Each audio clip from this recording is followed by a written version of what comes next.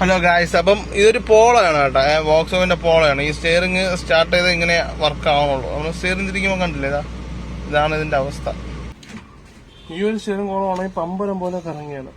അപ്പൊ ഇതിന്റെ പാർട്സുകളൊന്നും കിട്ടൂല. അപ്പൊ അതുപോലെ തന്നെ വോക്സോൺ പോളോ, വെൻഡോ, അതുപോലെ സ്കോഡയുടെ ഫാബിയ, അങ്ങനെ ജർമ്മൻ കാറുകളൊക്കെ എല്ലാം സെയിം സ്റ്റിയറിംഗ് ബോക്സ് ആണ് പറഞ്ഞത്. ഇതിന്റെ വിലയെന്ന് വെച്ചാൽ ഒറിജിനലിന്റെ വിലയെന്ന് വെച്ചാൽ 27,000 രൂപയാണ് ഇതിന്റെ വില. ഹലോ ഗായ്സ്, അപ്പം ഇതൊരു പോളയാണ് കേട്ടോ, വോക്സോവിന്റെ പോളയാണ്. ഈ സ്റ്റിയറിംഗ് സ്റ്റാർട്ട് ചെയ്ത് ഇങ്ങനെ വർക്ക് ആവണുള്ളൂ. നമ്മൾ സ്റ്റിയറിംഗ് തിരിക്കുമ്പോൾ കണ്ടില്ലേ, ഇതാണ് ഇതിന്റെ അവസ്ഥ. അപ്പം നമുക്ക് കോളോ ആയിട്ടാണ് ഡൗട്ട്. നമുക്ക് അതുപോലെ ലൈറ്റും കത്തി കിടന്നു. ഇപ്പം ലൈറ്റ് കത്തല്ല സ്റ്റിയറിംഗിന്റെ. അപ്പൊ നമുക്ക് സ്കാൻ ചെയ്ത് നോക്കിയിട്ട് നമുക്ക് എന്താണെന്ന് ഉറപ്പ് വരുത്തിയിട്ട് അങ്ങോട്ടാണോ ഇങ്ങോട്ടാണോ നമുക്ക് താഴെ വെടിവെച്ച് വെച്ചിട്ട് നോക്കാം. അപ്പം ഇങ്ങനത്തെ ഒരു കംപ്ലൈന്റ് ആണ്. സ്റ്റിയറിംഗ് തിരിക്കുമ്പോൾ ഇങ്ങനെ തിരിയുള്ളൂ. ഇങ്ങനെ വെച്ചെങ്ങനെ ഇരിക്കും, ഇങ്ങനെ വെച്ചെങ്ങനെ ഇരിക്കും. ഓട്ടത്തിൽ അതുപോലെ ഇങ്ങനെ വെച്ചെങ്ങനെ നിൽക്കും, റിട്ടേൺ പോകില്ല, ഫുൾ സ്റ്റക്കാണ്. അതിന്റെ വീലെന്തോ കംപ്ലൈന്റ് ആയിട്ടാണ് ഫീൽ ആവണത്. അപ്പൊ നമുക്ക് നോക്കാം. എന്നാൽ സ്പീഡിൽ തിരിക്കുമ്പോൾ വർക്കാവും, ഓക്കെയാണ്. എന്നാൽ ഇങ്ങനെ ആക്കുമ്പോൾ ഇങ്ങനെ നിൽക്കണം, ഇങ്ങനെ ആക്കുമ്പോൾ ഇങ്ങനെ നിൽക്കും. അപ്പം നമുക്ക് നോക്കാം ഗൈസ് എന്താണെന്ന്. ഓ ഗൈസ്, വോക്സോൺ പോളോയുടെ സ്റ്റിയറിംഗ് ബോക്സ് സ്റ്റക്കാണ് കേട്ടോ. അങ്ങനെ നമ്മൾ അയച്ചു വെച്ചിരിക്കുകയാണ്. അപ്പം ഗൈസ്, അപ്പോൾ പോളോയുടെ സ്റ്റിയറിംഗ് ബോക്സിന്റെ മൊഡ്യൂളും മോട്ടറും ഇങ്ങനെയാണ് പറഞ്ഞത്. അപ്പം നമുക്ക് മൊഡ്യൂള് ആദ്യം അയച്ചെടുക്കാം. നമ്മൾ മുറുക്കുമ്പോൾ 2 പീസാക്കി ചെയ്യണമായിരിക്കും ഏറ്റവും എളുപ്പം.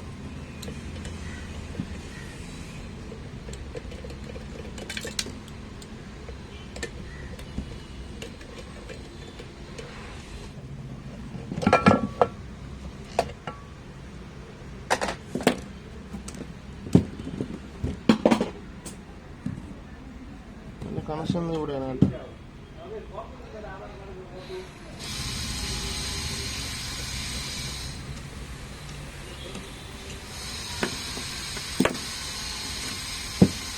മോട്ടർ അയച്ചെടുക്കാം. അയച്ചെടുക്കുമ്പോൾ ഇവിടെ ഒരു ഓറഞ്ച് വരുവേ. വേറൊന്നും ഇല്ല, വേറൊന്നും ഇല്ല ഓറഞ്ച്. അതുപോലെ ഇതിനകത്തൊരു ബെയറിംഗ് വരും. ബെയറിംഗ് അല്ല, സോറി, സ്പ്രിങ്. ഈ ഒരു സ്പ്രിങ് ആണ്. ഇവിടെ ഒരു ലോക്ക് ഉണ്ട്. ഇത് റിമൂവ് ചെയ്യുമ്പോൾ ഇത് ഊരിയെടുക്കണം. നമുക്ക് ഇനി ഈ 3 ബോട്ട് ലൂസ് ചെയ്ത് ഊരിയെടുക്കാം.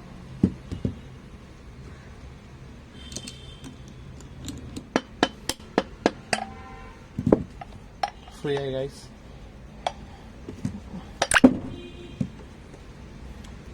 അപ്പൊ ഇതിന്റെ പാർട്സുകളൊന്നും കിട്ടൂല. അപ്പൊ അതുപോലെ തന്നെ വോക്സോൺ പോളോ, വെൻഡോ, അതുപോലെ സ്കോഡയുടെ ഫാബിയ, അങ്ങനെ ജർമ്മൻ കാറുകളൊക്കെ എല്ലാം സെയിം സ്റ്റിയറിംഗ് ബോക്സ് ആണ് പറഞ്ഞത്.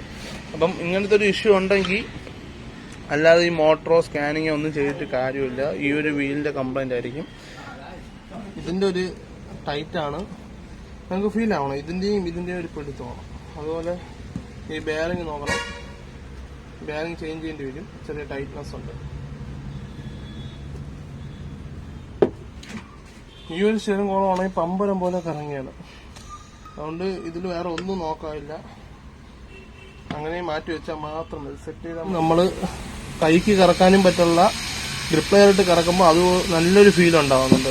ആ ടൈറ്റ്നെസ് വെട്ടി പിടിക്കുന്ന ഒരേ സെയിം കംപ്ലൈന്റ് ആണ്. ഈ ഫൈബർ വീലും ഈ മെറ്റൽ വീലുമായിട്ടുള്ള പിടിക്കുന്ന ഒരു വിഷയമാണ് കംപ്ലൈന്റ് കാണുന്നത്. അപ്പൊ നമുക്കിത് ലൈറ്റി കൊടുത്ത് ക്ലിയർ ചെയ്ത് സെറ്റാക്കി ഇടാം. ഇതിന്റെ വിലയെന്ന് വെച്ചാൽ ഒറിജിനലിന്റെ വിലയെന്ന് വെച്ചാൽ 27,000 രൂപയാണ് ഇതിന്റെ വില. അപ്പം കമ്പനിയിൽ എന്തായാലും ഒരിക്കലും ഇങ്ങനെ പൊളിച്ച് പണിയില്ല. അപ്പൊ ഇത്രയും വില ഉള്ള ആരും ഇങ്ങനെ ചിലവർ മാറും, കോസ്റ്റ് പൈസ നോക്കാത്തവര് ഒരുപാട് പേര് മാറും. അല്ലാത്തവർക്ക് ഇതേപോലെ റിപ്പയർ ചെയ്തിരുന്നതായിരിക്കും സേഫ്. ഈ ഒരു വീല് വാങ്ങിക്കാൻ കിട്ടില്ല. കിട്ടുകയാണെങ്കിൽ 8ൽ പോലും കൊടുക്കണ്ട, ഈ ന്യൂ വീല് വാങ്ങിച്ചിട്ടാൽ മതി. അല്ലെങ്കിൽ സെക്കൻഡ്സ് അറേഞ്ച് ചെയ്ത് ഈ വീല് കയറ്റിയിടണം. സെക്കൻഡ്സിന് പോയാലും നല്ല അത്യാവശ്യം പൈസ ഉണ്ട് ഗൈസ്. അപ്പോൾ നമുക്ക് റിപ്പയർ ചെയ്ത് തന്നെ ഇടാം. അതിന്റെയും ഒരു ചെറിയൊരു അലൈൻമെന്റിന്റെയും തേയ്മാനത്തിന്റെയും വിഷയം കൊണ്ടാണ് ഈ ടൈറ്റ് പറഞ്ഞത്. അപ്പൊ അതിനെ ക്ലിയർ ചെയ്തിട്ട് അതുപോലെ ഈ ബെയറിംഗ് നോക്കി സെറ്റാക്കി ഇടാം. നമ്മൾ സെറ്റ് ചെയ്തിട്ടുണ്ട് കേട്ടോ. പോളോയുടെ സ്റ്റിയറിംഗ് ബോക്സ് വീലൊക്കെ കറക്ഷൻ ചെയ്ത് തന്നിട്ടുണ്ട്. ഇപ്പൊ അത്യാവശ്യം ഫ്രീ ഉണ്ട്. ഈ വീലിട്ട് കറക്കുമ്പോൾ നല്ല ഫ്രീ ആണ്. നമുക്ക് ഗ്രീസൊക്കെ ഇട്ട് സെറ്റ് ചെയ്യാം. അതുപോലെ ഇവിടെ ഒരു ഓറിംഗ് ഉണ്ട്, സൂക്ഷിച്ചോണം. ഗ്രീസ് പുറത്ത് തള്ളാതിരിക്കാനുള്ള ഒരു ഓറിംഗ് ആണ്. അതുപോലെ ഈ ബെയറിംഗ് മാറ്റിയിട്ടുണ്ട് കേട്ടോ. ഈ ബെയറിംഗ് മാറ്റി ലോക്ക് ഇട്ട് ക്ലിയർ ചെയ്തിട്ടുണ്ട്. ഇപ്പുറത്തെ സൈഡ് വൺ സൈഡ് ആയിരിക്കണം. നേരത്തെ കിടന്ന റബ്ബർ സൈഡായിരുന്നു, ഇപ്പുറത്ത് വൺ സൈഡ് ഇട്ടിരിക്കണം. ഇത് പൊടി കയറാൻ പാടില്ല, ഡസ്റ്റും കാര്യങ്ങളൊന്നും കയറാൻ പറ്റില്ല. അപ്പൊ നമുക്ക് സെറ്റ് ചെയ്യണം. ഗ്രീസ് മാക്സിമം ഇവിടെ കയറ്റണം കേട്ടോ. ഇത് ഫൈബർ വീലായതുകൊണ്ട് ചൂടാകുമ്പോൾ വല്ലതും പൊട്ടാനും ചാൻസ് ഉണ്ട്, അതുപോലെ തേഞ്ഞ് പെട്ടെന്ന് പോകാനും ചാൻസ് ഉണ്ട്. മാക്സിമം ഗ്രീസ് കയറ്റണം. ഗ്രീസ് കയറ്റുമ്പോൾ എപ്പോഴും റെഡേ കയറ്റാവും കേട്ടോ. റെഡിനാണ് കുറച്ച് ടെമ്പറേച്ചർ കൂടുതൽ നിൽക്കുന്നത്.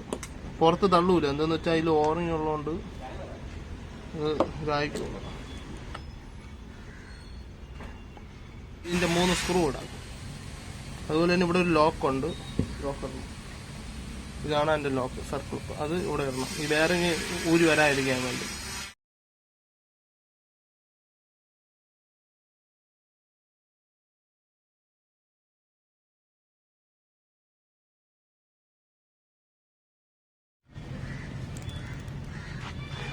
ഈ സോക്കറ്റ് ഇതിലും ഈ സോക്കറ്റ് ഇതിലും കണ്ടോ. പിന്നെ ഇവിടെ ഊരി പോകാതിരിക്കാൻ ടാഗ് ഓടിക്കണം.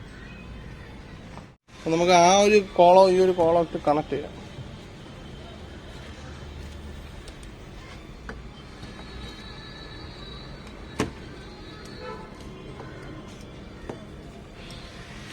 ഇത് ഊരി വരാൻ വേണ്ടി ഇവിടെ ടാഗ് ചെയ്തിട്ടുണ്ട് കേട്ടോ. ആ ടാഗ് പൊട്ടിച്ച് ഇത് 2 പീസായിട്ട് ഊരി വരും.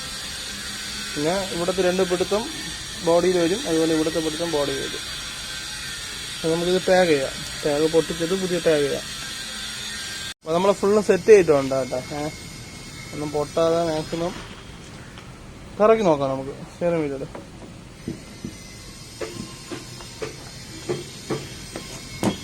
ഫ്രീ ആണ്, നമുക്ക് അതിൽ കയറ്റാം. അതിൽ കയറ്റുമ്പോൾ 2 പീസായിട്ട് കയറ്റണമായിരിക്കും ഏറ്റവും എളുപ്പം.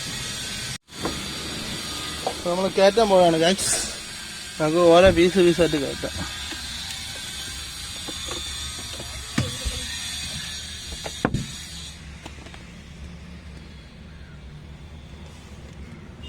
നമുക്ക് ഇങ്ങനെ കയറ്റണമായിരിക്കും എളുപ്പം, ഓരോ പീസായിട്ട്.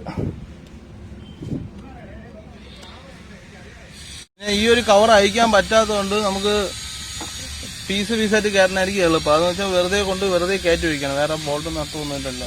പിന്നെ ആ ടാഗിലാണ് അങ്ങോട്ടും ഇങ്ങോട്ടും കിടക്കുന്നത്. അതുപോലെ ഊരി വരൂല ഇതിൽ. നമ്മൾ ലോക്ക് ചെയ്യുമ്പം മറ്റേ കോളം ഇവിടുത്തെ 2 ബോട്ടിൽ കയറ്റണോണ്ട് ഊരി വരൂല. ഈ ടാഗ് ഇടുന്ന എന്തെന്ന് വെച്ചാൽ നമ്മൾ പുറത്തെടുക്കുമ്പോൾ 2 പീസായിട്ട് വരാതിരിക്കാനാണ് ടാഗ്. ഊരി കഴിഞ്ഞാൽ 2 പീസാണ്, അങ്ങനെയാണ് എടുക്കേണ്ടത് ശരിക്കും. നമ്മൾ ആദ്യം എടുത്തപ്പോൾ ഒരുമിച്ചാണ് എടുത്തത്, ടാഗ് അതിൽ കിടന്നുണ്ട്. അപ്പോൾ നമുക്ക് ഇങ്ങനെ കയറ്റുമ്പോൾ വെയിറ്റ്ലെസ് ആണ്, വെയിറ്റും കുറവാണ്, പെട്ടെന്ന് ഒരാൾ സപ്പോർട്ട് ചെയ്ത് കയറുകയും ചെയ്യും. പിന്നെ ABSന്റെയും റിങ്ങൊക്കെ നോക്കി കയറ്റണം. ഈ ഒരു വയർ റിമൂവൽസറാണ്. പിന്നെ മെയിനായിട്ട് എർത്ത് കൊടുക്കണം. എർത്ത് കംപ്ലൈൻ്റ് ആണെങ്കിൽ പവർ സ്റ്റെയറിംഗ് വർക്കാവില്ല. ഈ ഒരു സോക്കറ്റ് ഒന്ന് മെയിനാണ് കേട്ടോ. കനം കൂടി വേറെ അത് അറ്റത്തെ EPSലാണ് കണക്ട് ചെയ്യുന്നത്.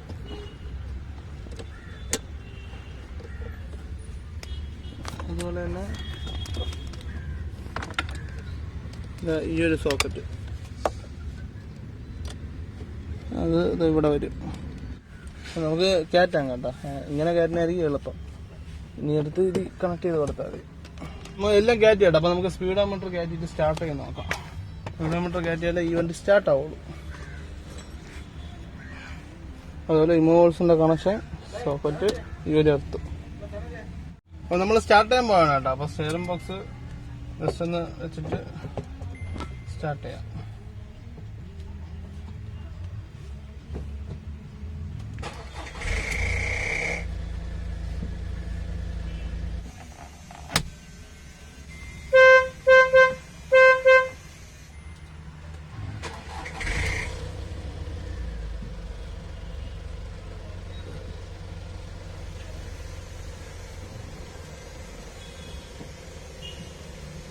ABSന്റെ ലൈറ്റ് കത്തണല്ലോ.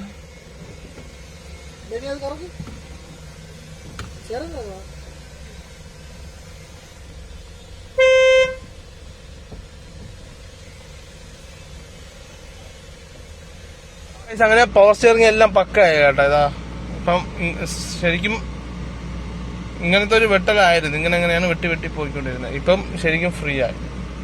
പിന്നെ റിട്ടേൺ പോണില്ല, അത് ചെറിയ ടൈറ്റ് ആണ്. അത് ഷോക്കിന്റെ അവിടെ ഉള്ള ബെയറിങ്ങും പിന്നെ റാക്കിന്റെ ടൈറ്റ് ഒക്കെ ആയിരിക്കും.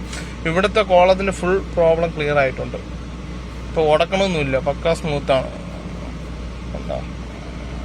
ജസ്റ്റ് ഇങ്ങനെ ഇവിടെ റിട്ടേൺ പോകണം കണ്ടില്ലേ. അപ്പം ഓക്കെയാണ്. ബാക്കി ടൈറ്റ് ഒക്കെ അങ്ങോട്ടാണ്, അത് നമുക്ക് അങ്ങോട്ട് നോക്കാം.